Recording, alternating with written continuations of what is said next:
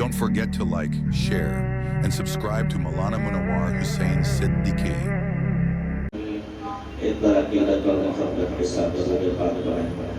اللهم صل على محمد وعلى آل محمد كما صليت على إبراهيم وعلى آل إبراهيم إنك حميد مجيد. اللهم بارك على محمد وعلى آل محمد كما باركت على إبراهيم وعلى آل إبراهيم إنك حميد مجيد. حسن یوسف دم عیسیٰ ید بیزاداری. حسن یوسف دم عیسیٰ ید بیزاداری. آنچ خوبا ہما دارم تو تنہا داری. میں نے مانا کہ جنت تجھ میں حور و قصور رہتے ہیں. میں نے مانا کہ اے جنت تجھ میں حور و قصور رہتے ہیں. آ میرے دل کا طواف کر. آ میرے دل کا طواف کر اس لیے کہ میرے دل میں حضور رہتے ہیں. میرے دل میں حضور رہتے ہیں. میرے محترم دوستوں اور بزرگوں اور ساتھیوں، پیارے آقا محمد عربی صلی اللہ تعالی علیہ وسلم کی اسوہ حسنہ پر کئی جمعے سے بات چل رہی تھی، تو کیوں نہ ہم اخلاق کریمہ پر بھی بات کریں. ویسے تو اللہ نے قرآن مجید کے اندر خود فرما دیا ہے کہ انسان ساری زندگی اگر نبی کی تعریف کرتا رہے تو نبی کی تعریف کا حق ادا نہیں کر سکتا. تو نہ ہم نہ آپ نہ دنیا کا کوئی انسان پیارے آقا محمد عربی صلی اللہ تعالی علیہ وسلم کی تعریف کا حق ادا کر سکتا ہے.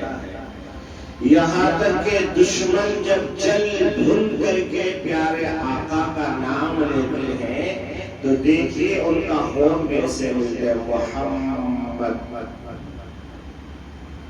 حالانکہ وہ چل بھول کر کے دے رہا ہے، مگر پھر بھی جب نام لیا تو محمد. اور محمد کے معنی کیا ہے؟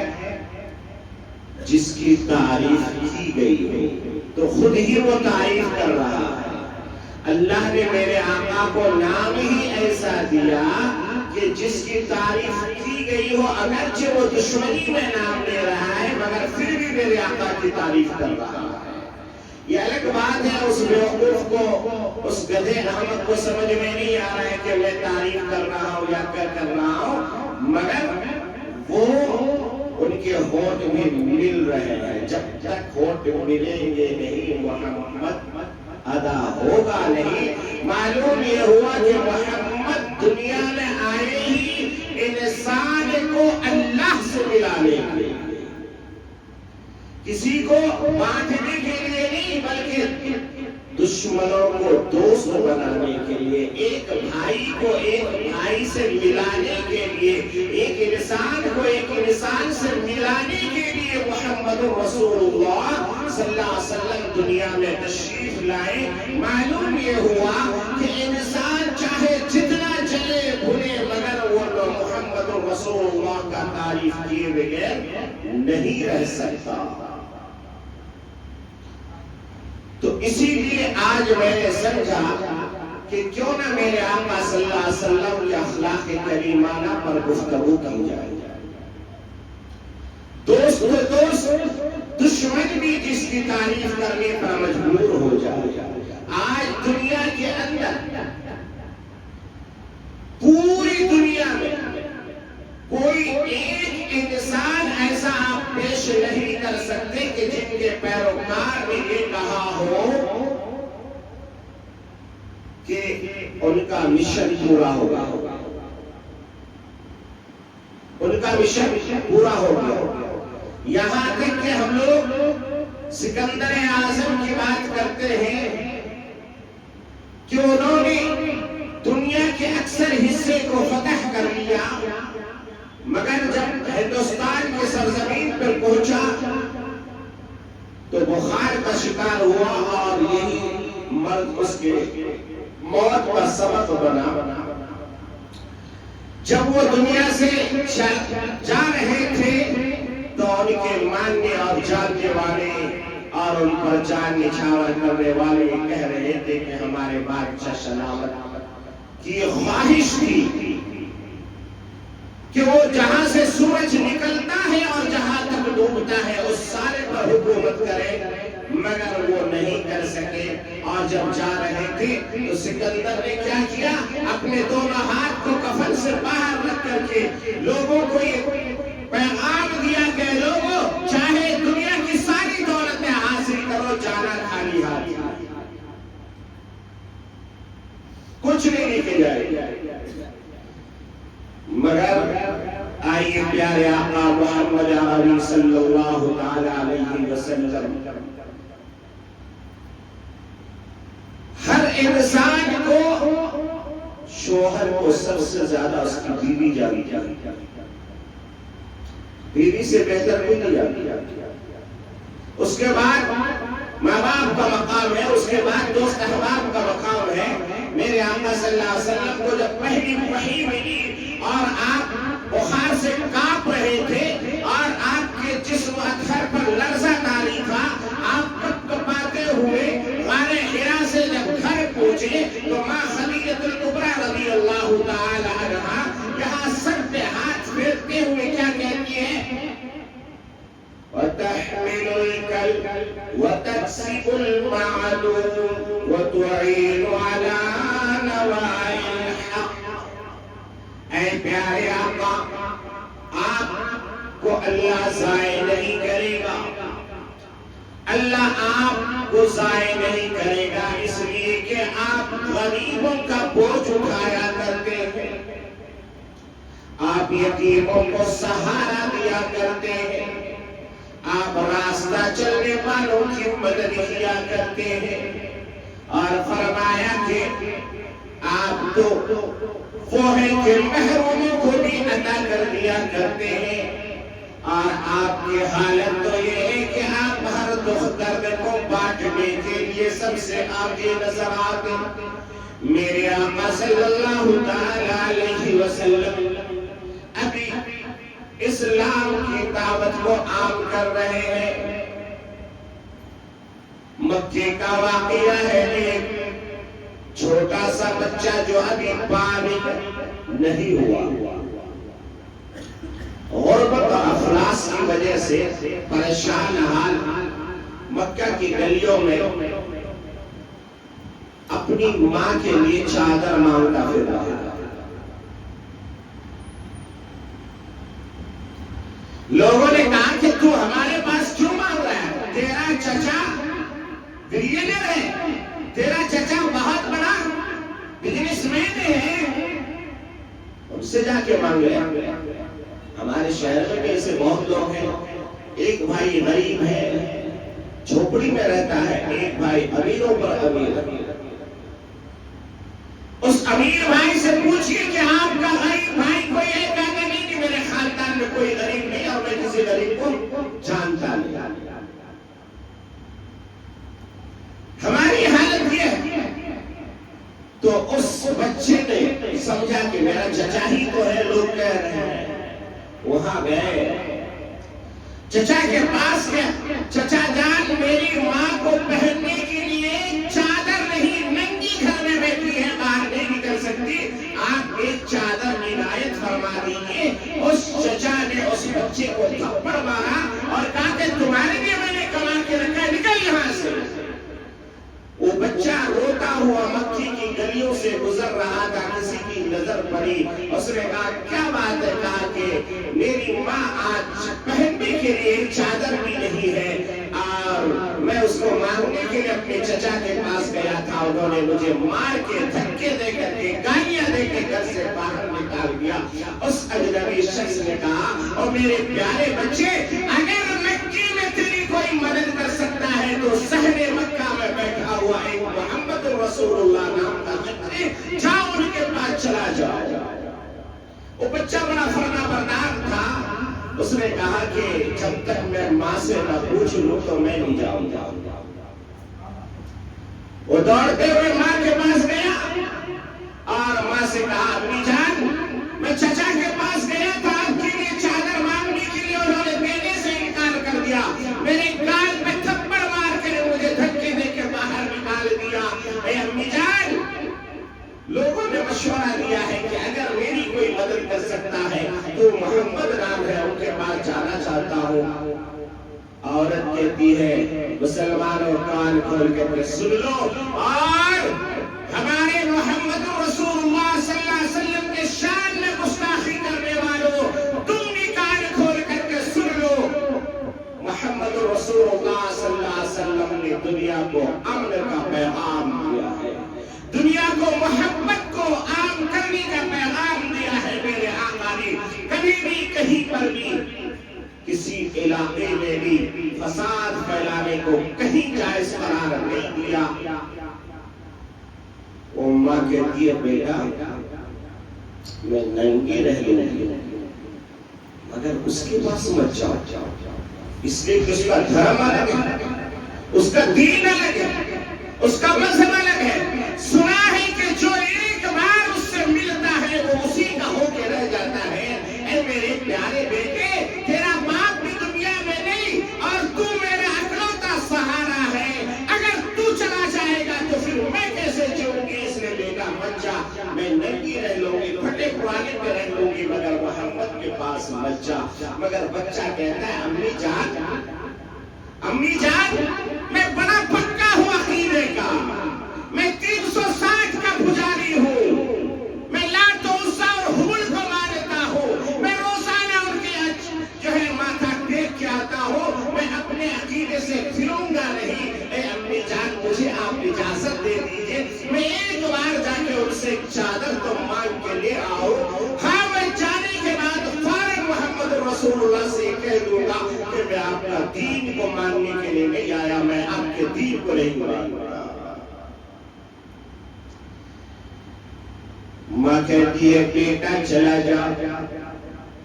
वो बच्चा दौड़ता हुआ जाता है, हरम पाक में जाता है। मेरे आका सल्लल्लाहु तआला अलैहि वसल्लम वहां बैठ के अल्लाह को याद फरमा रहे थे। बच्चे का चेहरा देखा मेरे आका ने मुस्कुराते हुए फरमाया, मेरे आका की सबसे बड़ी खुसूसियत ये थी कि रोता हुआ जाता आका का चेहरा देख के अपने गमों को भूल जाया करता था। इंसान परेशान हालात लेकिन आका का चेहरा देखकर गमों को भूल जाता। सैयदना अबू बकर सिद्दीक कहते हैं, उमर फारूक कहते हैं, तमाम सहाबा कहते हैं, या रसूल अल्लाह, जब हम दुनियावी झमेलों से परेशान होकर के थक हार जाते हैं तो मस्जिद नबवी का रुख करते हैं और आपका चेहरा एक बार देखते हैं तो दुनिया के सारे गमों को भूल जाते हैं, दुनिया के सारे गमों को भूल जाते हैं। वो बच्चे को देखा मेरे आका ने, आज आपने देखा होगा ना, और कहीं नहीं देखा तो ट्रेन का सफर की थी, एयर होस्टेस से मुस्कुराना नहीं आता फिर भी मुस्कुराती, क्यों? वेलकम करती है मुस्कुरा करके। ये मेरे आका सल्लल्लाहु अलैहि वसल्लम की सुन्नत है कि जब सामने कोई आए तो उसको मुस्कुरा के देखो थोड़ा। मेरे आका ने खिलखिला के हंसा नहीं कभी। फलियदहकू कलीलन वलियबकू कसीरा, हंसना कम, रोना ज्यादा। अल्लाह के सामने रोना, दुनिया वालों के सामने नहीं रोना। मगर मेरे आका जब भी किसी से बात करते ऐसा लगता कि जैसे मोती चल रहे हैं, मुस्कुराते आप, आपका चेहरा खिलता, और ये देख करके जो है लोग आशिक عاشق ہو جاتے. وہ بچے کو جب میرے آقا نے دیکھا کہا پیارے بیٹے کیا بات ہے, کیوں آئے؟ اس بچے کے سر پہ جیسے ہی میرے آقا نے ہاتھ رکھا اس کی آنکھوں سے موتی کی لریاں جھرنے لگی. روتے ہوئے آپ جانتے ہیں دکھوں میں ڈوبا ہوا انسان کے اوپر اگر کوئی ہاتھ رکھ دے تو اس کا جو ہے جگر پھٹنے لگتا ہے, دل ٹوٹنے لگتا ہے, وہ رونا شروع کرتا ہے. وہ بچہ رونے لگا اور میرے آقا نے اسے سینے سے چمٹایا اور کہا پیارے بچے جس کا کوئی نہیں ہوتا ہے محمد رسول اللہ اس کا ہوتا ہے. بچہ بیٹے کیا بات ہے؟ کہا بتاؤں گا بعد میں, پہلے میرا کنڈیشن ہے, میری شرط ہے. میرے کیا شرط ہے؟ کہا کہ میں آپ کا دین قبول نہیں کروں گا. بچہ کو ماں نے سکھا کے دے جا. بچے نے کیا کہا میں تیرا دین قبول نہیں کروں گا, تجھ پر ایمان نہیں لاؤں گا, میں مسلمان نہیں بنوں گا. میرے آقا نے کہا پیارے بیٹے میں نے تجھے کب کہا کہ تو میرا دین قبول کر لے؟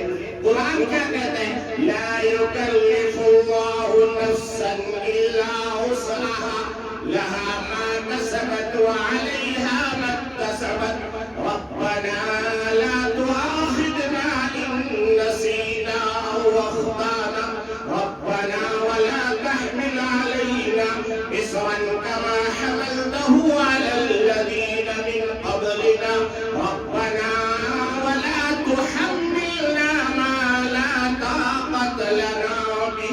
اے اللہ اتنا بوجھ ہمارے اوپر نہ ڈالیے جو ہم نہ اٹھا سکے. اے اللہ یہ امت بڑی کمزور ہے, اس کو امتحان میں مت ڈالیے, یہ امتحان دینے کے لائق نہیں. انہوں نے اپنے کلاس روم میں ہوم ورک صحیح نہیں کیا. اے اللہ ہم تو تیرے سہارے جی رہے ہیں. اے میرے پروردگار ہمیں کسی حکومتی آزمائش میں مت ڈال, اور میرے فلسطینی بھائیوں کا ایمان کی تازگی کی ہوا ہمارے ایمان میں بھی تھوڑی سی عطا فرما دے. جنہوں نے اپنے بچوں کو ذبح کرانا منظور کر لیا, جنہوں نے اپنے بیٹوں پہ پتھر تو باندھ دیا, اپنے گھروں کو ملبے کے ڈھیر میں تبدیل ہوتا ہوا دیکھ لیا, مگر ایمان کا سودا نہیں کیا. وہ بچہ کیا کہتا ہے میں آپ کا دین قبول نہیں کروں گا, آپ کو نہیں مانوں گا, آپ کے مذہب کو نہیں مانوں گا. میرے آقا کو کیا پیارے میں نے کب تجھے کہا کہ تو میرا دین کو مان, میرے اوپر ایمان لا, بتا میں نے کیا معاملہ ہے. وہ بچہ روتے روتے کہنے لگا حضور میری ماں نہایت ہی غربت کے عالم میں ہے, آج اس کے تن پہ ایک کپڑا نہیں ہے, مادر زاد ننگی گھر پہ بیٹھی ہے, اس کے پاس ایک چادر نہیں جو لپیٹ کے باہر آئے. میرے آقا نے کچھ نہیں دیکھا, اپنے کاندھے مبارک سے مزمل و مدثر والی چادر اتار کر کے اس بچے کے حوالے کیا اور کہا بیٹا لے جا, یہ چادر لے جا کے امی کو دے دے. میرے پیارو ذرا سوچو اور سوچو, ارے وہ نبی کیسا ہوگا جس نے پہلی شرط بھی مان لی اور یہ نہیں پوچھا کہ بیٹا تو کیا کرے گا, بلکہ چادر اتار کے دی. یہ چادر لیتا ہوا دوڑتا ہوا یہ بچے ماں کے پاس جاتا ہے, اور ماں کے پاس جانے کے بعد ماں نے چادر بعد نہیں پہنے کا, بیٹا تیرا کیا بنا, تو کہیں کلمہ تو پڑھ تو نہیں لیا, محمد رسول اللہ نے تجھے دین کی دعوت تو نہیں دی, محمد نے تجھے کلمہ تو نہیں پڑھایا. اس بچے نے کہا امی جان میرے آقا محمد نے مجھے دین کی دعوت بھی نہیں دی, اور مجھے کوئی جو ہے آپ نے تلقین بھی نہیں فرمائی, صرف یہ چادر اتار کے دیا اور کہا چال لے جا اپنی ماں کو دے دے. ماں کہتی ہے بیٹا اس محمد کے دین کو ہمیں مان لینا چاہیے, اس محمد کے دین کو ہمیں مان لینا چاہیے. بیٹے نے کہا امی جان ابھی تو آپ کہہ رہے تھے دین نہیں ماننا.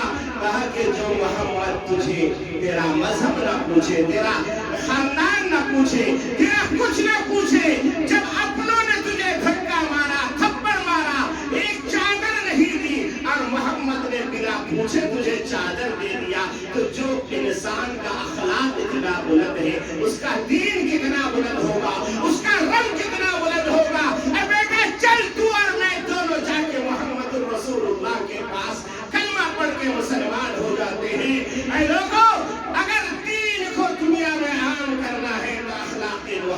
وحی پر ہمیں عمل کرنا ہے، دین مذہب پر عمل کرنا ہے، میرے آقا محمد رسول اللہ صلی اللہ علیہ وسلم کے اخلاق حسنہ پر ہمیں عمل کرنا ہے۔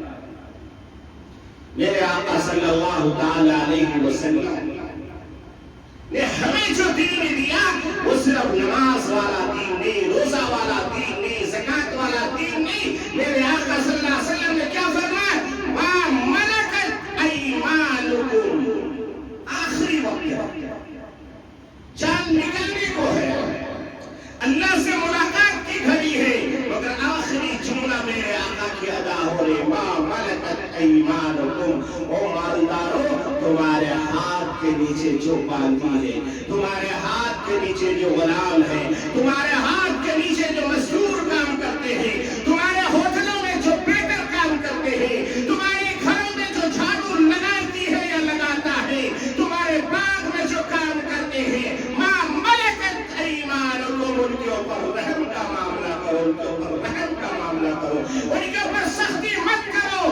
آج تجھے امیر اللہ نے بنایا ہے، آج تجھے اگر اونر اللہ نے بنایا ہے، وہ اللہ کبھی اس مزدور کو اونر بنا کے تجھے مزدور بنا سکتا ہے، مگر حق اگر تو ادا کرتا رہے گا تو اللہ تیری دولت میں اضافہ کرتا رہے گا، اور تو جس دن ظالم بن جائے گا تو پھر اللہ تجھے ہٹا کر کے اسے امیر بنائے گا۔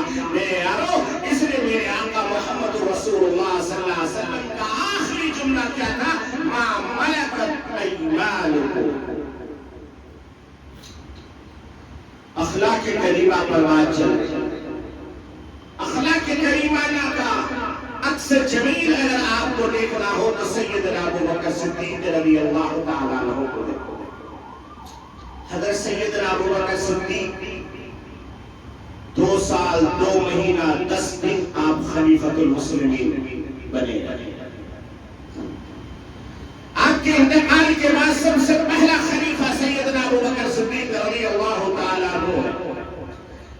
خلافت کے بعد دور سنبھالنے کے بعد آپ کپڑوں کے تاجر تھے، کپڑے کا گٹھر سر پہ رکھا جانے لگے۔ سیدنا عمر فاروق رضی اللہ تعالیٰ عنہ کی نظر پڑی، کہا ابو بکر کہاں جا رہے ہو؟ کہا بھائی کپڑا بیچے۔ کہا کہ آپ اگر کپڑا بیچے گے تو اس امت کو کون سنبھالے گا؟ اب آپ خلیفہ ہیں، آپ بادشاہ وقت ہیں، مدینہ ریاست کے آپ حاکم ہیں، آپ کپڑا بیچیں گے تو ان کے مسائل کون حل کرے گا؟ تو کہا عمر بات تو صحیح ہے، مگر میرا گھر کیسے چلے؟ میرا گھر کیسے چلے؟ کہا کہ ہم لوگ مشورہ کریں گے، اور مشورہ کرنے کے بعد آپ کو بیت المال سے تنخواہ دیں گے۔ غور سے سنیے، آج کل مسجد کا مال، مدرسے کا مال، اپنا باپ کا مال سمجھ کے ہڑپنے والوں، سیدنا ابو بکر صدیق رضی اللہ تعالی عنہ کا وہ واقعہ بھی دیکھو، اور آج وقت کی پراپرٹی کو ہڑپ کر کے کھانے والوں، امانت بینک جیسی چیز پہ خیانت کر کے مسلمانوں نے امانت کو برباد کیا ہے۔ یہ مسلمان ہو سکتا ہے آپ کو کڑوی لگ رہی ہوگی، کتنی کمپنیاں مسلمانوں کے پیسے کھا گئی۔ کبھی آپ نے غور کیا ہو کس کے پیسے تھے؟ کسی رام شیام کے پیسے آئے میں نہیں لگا تھا، مسلمان کے پیسے۔ کتنے مسلمانوں کے گھر اجڑ گئے، کتنے مسلمان تباہ ہو گئے، برباد ہو گئے۔ یہ ایک سازش کے تحت مسلمانوں کو تباہ و برباد کیا جا رہا ہے۔ ابھی بھی لوگ پاس نہیں آتے، ہم لوگ اسی کمائی کے چکر میں حلال حرام کو بھول جاتے ہیں۔ آج بھی اگر ہمیں کوئی آفر دے دے، بھائی آپ 1 لاکھ جمع کرو، 10,000 ہر مہینے آپ کو ملے گا، اندھے کی طرح نہ حلال دیکھیں گے نہ حرام دیکھیں گے، پھر مسلمان لائی لگ جائیں گے۔ کتنے گھوٹالے نہیں ہوئے۔ بہرحال سیدنا ابو بکر صدیق رضی اللہ تعالیٰ عنہ خلیفہ بنے، بہت مختصر تنخواہ پر کام کرنے لگے۔ بیوی نے خواہش ظاہر کی، میٹھا کھانے کی طبیعت چاہ رہی ہے، کچھ بیت المال سے لائے کا گنجائش ہے، گنجائش نہیں. پھر بیوی کو ترکیب سمجھ میں آئی کہ ایک دن میں تو بنے گا نہیں میٹھا. انہوں نے تھوڑا تھوڑا تھوڑا تھوڑا بچانا شروع کیا اور کئی مہینے بچانے کے بعد میٹھا بن گیا. حضرت سیدنا ابوبکر صدیق رضی اللہ تعالیٰ عنہ کے سامنے وہ میٹھا لایا گیا. حضرت نے پوچھا یہ کہاں سے آیا؟ کہا کیا بس آپ نے جو کہا کہ نہیں ہو سکتا تو اس دن سے میں نے تھوڑا تھوڑا بچانا شروع کیا اور یہ کئی مہینے کے بعد اتنا بچ گیا کہ جس سے ہمارا میٹھا بن جائے. اسی ترکیب سے میں نے میٹھا بنائی ہے, آپ کھا لیجیے. حضرت کھانے سے پہلے ایک رکا لکھتے ہیں کیشیئر کو, خزانچی کو کہ بھائی میرے بیت المال کی تنخواہ میں سے اتنی تنخواہ کم کر دو, مجھے اتنی تنخواہ زیادہ مل رہی ہے, اس سے میرا گھر چل سکتا ہے, مجھے اس سے زیادہ کی ضرورت نہیں ہے. وہی سیدنا ابوبکر صدیق رضی اللہ تعالیٰ عنہ یہ کہاں سے سیکھے؟ میرے آقا کے غلامی میں سیکھے ہیں. میرے آقا صلی اللہ تعالیٰ علیہ وسلم کے بعد خلیفہ جو بنے تو آپ کے ٹیبل میں آپ کے جہاں آپ بیٹھتے تھے وہاں پہ ایک رجسٹر رکھا ہوا ہوتا.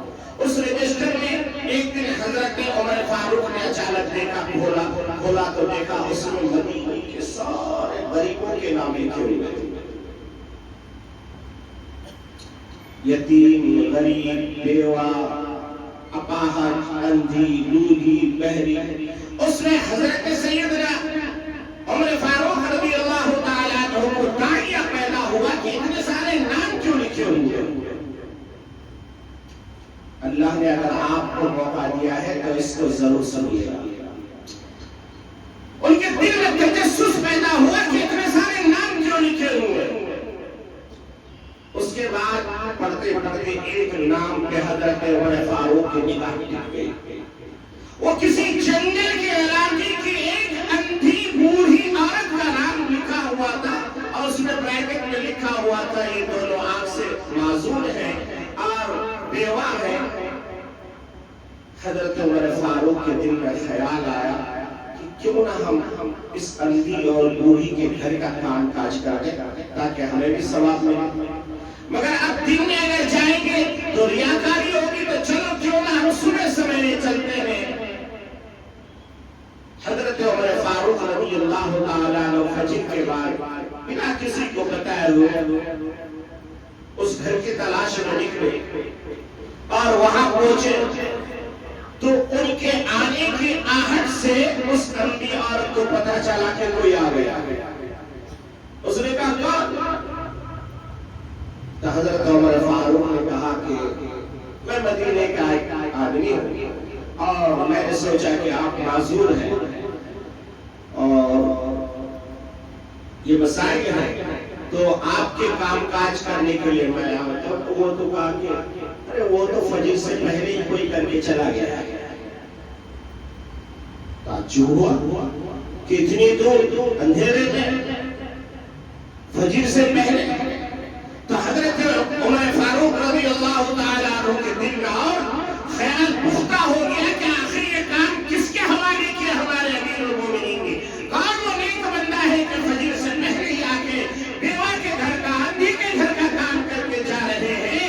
یہ سوچ کر کے انہوں نے کیا کیا, فجر سے پہلے دوسرے دن چلا گیا. جب پھر دوبارہ داخل ہوا تو پھر اس عورت نے کہا بھائی کون؟ کہا کہ نہیں میں وہ جو کل آیا تھا وہی آیا آپ کے گھر میں کام کرنے کے لیے. کہا کہ وہ تو کسی نے تہجد سے پہلے کر کے چلا وہ تو تہجد سے پہلے کر کے چلا گیا. اس کے دل میں اور خیال بہت زیادہ آ گیا کہ آخر ایسا کون شخص ہے جو اپنا نام بھی نہیں بتاتا اور تہجد سے پہلے آ کے غریبوں کا کام کر کے چلا جاتا ہے. میرے بھائیوں, پھر حضرت عمر فاروق نے سوچ لیا کہ آج تہجد سے پہلے چلا جاؤں گا. جب تہجد سے پہلے گیا, دروازے کے پاس گیا تو اندر سے سر سر سر سر کی آواز آنے لگی. معلوم یہ ہوا کہ اندر کوئی برتن مانج رہا ہے, کوئی کام کر رہا ہے. حضرت عمر فاروق نے کہا کہ آج بھی یہ کام تو میں نہیں کر سکا, مگر میں آج ضرور دیکھوں گا کہ وہ نیک خوش نصیب بندہ کون ہے جو ان کے گھر کا کام کر رہا ہے. مسلمانوں, ₹10 का पैकेट देके फेसबुक में डालते हो। थोड़ा सा किसी की मदद कर दे तो आप अखबार में शाये करते हो। एक पेंसिल और एक कॉपी अगर किसी स्कूल में बांटता है तो मुसलमान उसको जो है ले जाके सोशल मीडिया पर डाल के अपनी तशहीर करता है। जरा सोचो तो सही, अगर उसकी जगह पे तेरा बच्चा होता और तेरी तस्वीर सामने आती तो तुझे कितना शर्म आती, उसी तरीके से उसे भी शर्म आती है। इसलिए मुसलमानों, अगर अल्लाह के लिए कर रहे हो तो अल्लाह तो देख रहा है। अल्लाह को तुम्हारे फेसबुक व्हाट्सएप की जरूरत नहीं, अल्लाह को तुम्हारे सोशल मीडिया की जरूरत नहीं है। हजरत उमर फारूक रज़ी अल्लाह तआला अन्हु एक पत्थर के पीछे बैठ गए, इंतजार करने लगे, देखते हैं आज कौन निकलता है।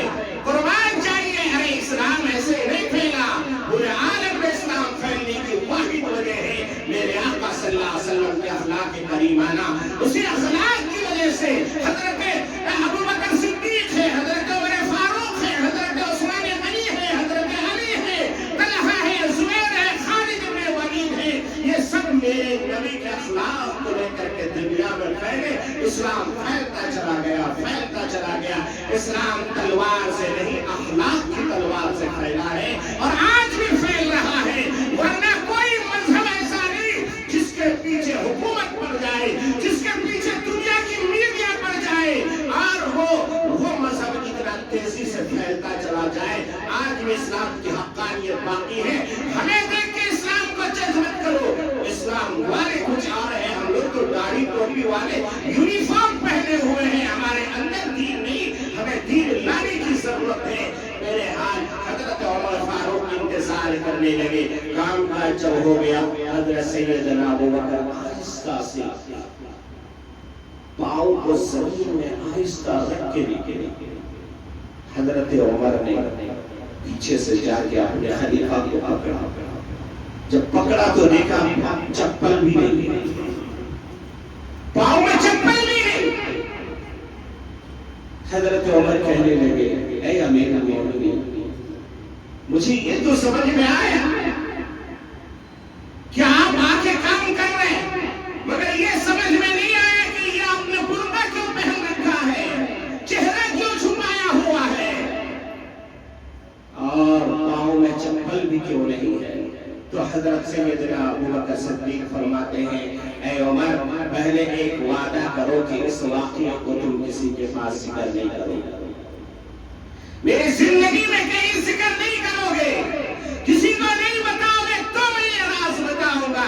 हजरत अमीरुल मोमिनीन सैयदना अबू बकर सिद्दीक के कहने पर उमर ने कहा, ऐ अमीरुल मोमिनीन, आपके हुक्म सर आंखों पर मैं किसी को नहीं बताऊंगा, बताइए। कहा कि ऐ उमर, मैंने अपना चेहरा इसलिए छुपाया ताकि लोगों को पता न चले कि ये काम करने के लिए मैं आया हूँ। अगर मैं लोगों को दिखा दूंगा तो अल्लाह के पास क्या लेके जाऊंगा, मुझे तो अल्लाह से लेनी है।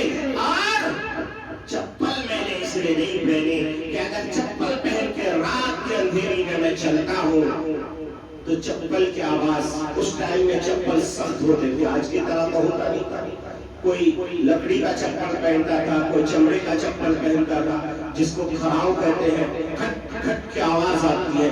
कहा कि अगर मैं इस रात की तन्हाई में सन्नाटे में आता हूँ और मेरी चप्पल की आहट की वजह से कोई बीमार आदमी की आंख खुल जाए, किसी आदमी की यही नींद टूट जाए, तो उसकी तकलीफ कहीं मेरे नामाए आमाल में न लिख दिया जाए, इसलिए मैंने चप्पल छोड़ दिया है ताकि किसी को पता भी न चले और किसी को तकलीफ भी न हो।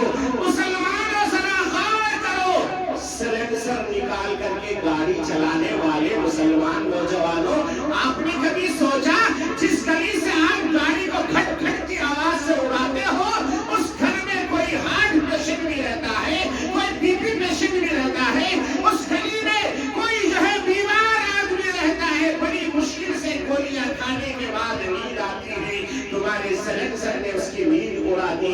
अब उसको नींद नहीं आ रही है, पूरी रात तड़पता है, गिरता है, बिस्तर कांटा बन चुका है। ये काम आज मुसलमान कर रहे हैं मेरे भाई। तो मैं आपको तोहफा दे रहा था अखलाक मुहम्मदी का। मेरे आका मोहम्मद अरबी सल्लल्लाहु अलैहि वसल्लम हमें मुकम्मल निज़ाम हयात देखे। हम लोग वहां खड़े हुए भी मांगने वाले को तो 10-5 दे देते हैं, मगर कभी हम ये गौर नहीं करते कि हमारे मस्जिद के सफों में भी कोई बीमार होगा, जिसके घर के चूल्हे ठंडे पड़े होंगे, कोई बीमार होगा जिसको डायलिसिस की जरूरत होगी, कोई बीमार होगा जिसको बीपी की दवाई खरीदने के पैसे नहीं होंगे। हम कभी इस पर गौर नहीं करते।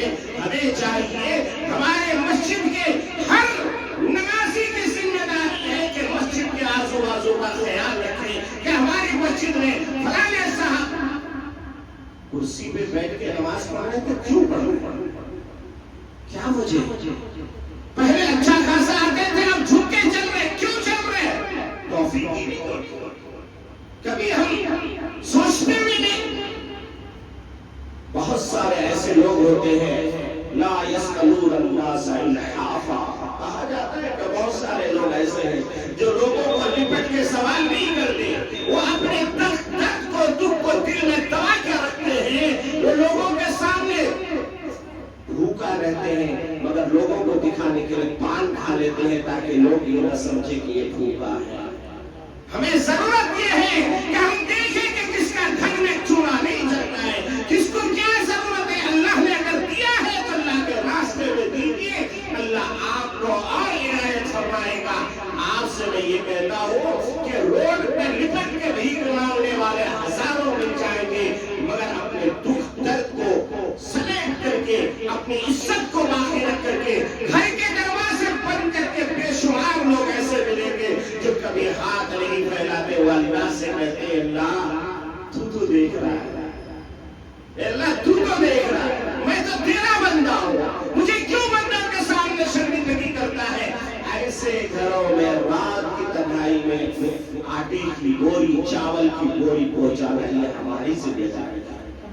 ये है हमारे अखलाक, ये है मोहम्मद रसूलुल्लाह सल्लल्लाहु अलैहि वसल्लम के तर्ज जिंदगी। मेरे आका सिल्मन क़तअका वाफ़ु अम्मन ज़लमक, फरमाया है इंसानो उससे रिश्ता जोड़ लो जो तुमसे रिश्ता तोड़ के चला जाए, उस पर एहसान करो जो तुम्हें माँ बहन की गालियां दे, उस पर एहसान करो जो तुम पर पत्थर बरसाए। मेरे आका ताइफ के मैदान में लोग पत्थर बरसा रहे, अल्लाह के नबी क्या कह रहे? अल्लाहुम्मा हदीनी कौमी फइन्नहुम ला यअलमून। अल्लाह ये कौम को मुझे नहीं जानती, आप तो जानते हैं, आप इनको हिदायत दे दीजिए। ये लोग क्या दे रहे? पत्थर दे रहे हैं, और मेरे आका उनके लिए क्या मांग रहे हैं? जन्नत मांग रहे हैं। भाई कलमा पढ़ेगा तो जन्नत जाएगा ना। इधर ये पत्थर बरसा रहे, मेरे आका का जिस्म लहू लहान है, खून निकल रहा है, यहाँ तक के जूता मुबारक खून से चिपक गया, मगर अल्लाह के नबी हाथ उठा के कह रहे अल्लाहुम्मा हदीनी कौमी फइन्नहुम ला यअलमून। अल्लाह मेरी इस कौम को आप हिदायत दे दीजिए, जन्नत दे दीजिए, मुझे नहीं जानती है, आप इनको बता दीजिए। मेरे भाइयों, ये है हमारा अखलाक, ये हमारा कैरेक्टर, ये हमारा थिंकिंग। अल्लाह हमें मोहम्मद रसूलुल्लाह सल्लल्लाहु अलैहि वसल्लम के पक्का सच्चा गुलाम बन करके अखलाक मोहम्मदी अपना करके जिंदगी गुजारने की तौफीक अता फरमाए। आमीन व आखिर दावाना अल्हम्दुलिल्लाहि रब्बिल आलमीन।